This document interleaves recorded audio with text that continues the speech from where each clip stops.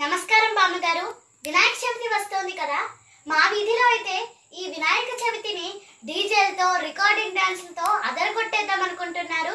మరి మీ చిన్నప్పుడు ఈ డీజేలు రికార్డింగ్ డాన్స్లు ఇవి ఉండేవి కాదు కదా. మరి మీ చిన్నప్పుడు వినాయక చవితిని ఎలా జరుపుకునేవారు?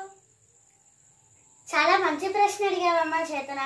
నీ ద్వారా సనాతన బంధువులందరికీ నేను విన్నవించుకునేది ఏంటంటే, వినాయక ప్రతిమలను రకరకాల ఆకారాలతో తయారు చేస్తున్నారు.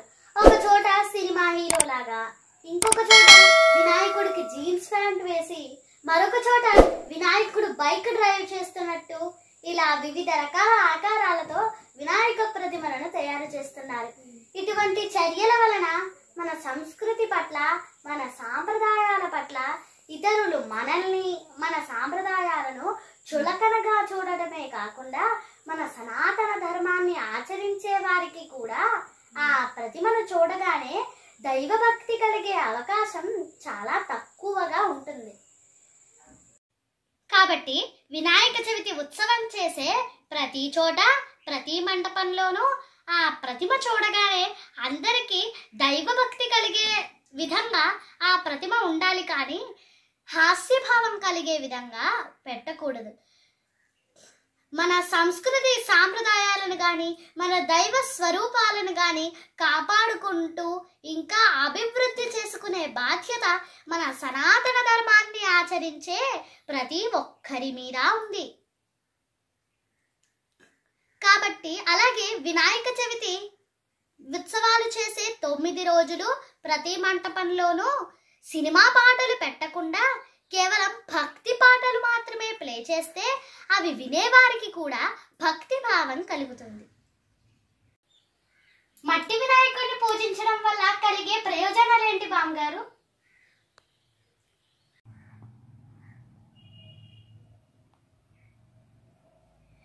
వినాయకుడి ప్రతిమలను తయారు చేయడానికి ప్లాస్టర్ ఆఫ్ ప్యారిస్ వాడి ఆ ప్రతిమను నీటిలో నిమజ్జనం చేస్తే ఆ నీరు కలుషితమవుతుంది. తద్వారా పర్యావరణం కూడా పాడవుతుంది. గత సంవత్సరం వినాయక చవితికి ఆంధ్రప్రదేశ్ ఉప ముఖ్యమంత్రి గారైన శ్రీ కొణిదెల పవన్ కళ్యాణ్ గారు తన నియోజకవర్గమైన పిఠాపురంలో అందరి చేత మట్టి వినాయక ప్రతిమలను ఇచ్చి పూజింపజేశారు. అలాగే ప్రతి చోట మట్టి వినాయక ప్రతిమలనే పూజిస్తే మన పర్యావరణం బాగుంటుంది. వినాయక చవితి వేసవి తర్వాత మళ్ళీ నీరు వదిలిన వెంటనే వస్తుంది.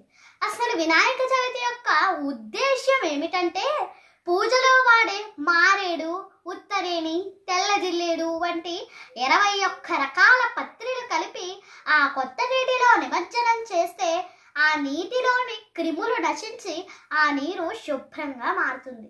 నువ్వు అడిగావు కదా, పూర్వం ఏం చేసేవారంటే 9 రోజులు పూజ చేసిన పత్రి కలిపి మట్టి వినాయకుని ప్రతిమతో పాటు ఆ కొత్త నీటిలో నిమజ్జనం చేస్తే ఆ నీరు శుభ్రమయ్యి తాగటానికి ఉపయోగపడేది.